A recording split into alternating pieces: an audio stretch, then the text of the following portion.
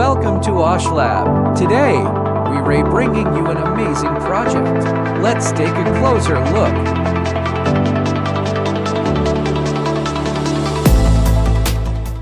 This is a fully open source system designed to manage machine access, usage tracking, and maintenance in FabLab environments. Built around the ESP32S3, the system uses RFID authentication to control access to machines such as CNC tools, laser cutters, and 3D printers. Once a valid RFID card is detected, the system enables power to the machine, logs usage time, and communicates with a backend server via MAC. The solution is designed to reduce manual supervision, improve maintenance scheduling, and provide a seamless experience for makers, students, and hobbyists.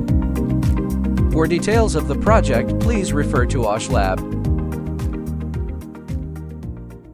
$85,000 prize pool. The EasyEDA 2026 Stars competition is now open worldwide. Material costs largely reimbursed. $100 JLC coupon for every qualified completed project. Top 28 engineers get invited to JLC Factory to see production up close.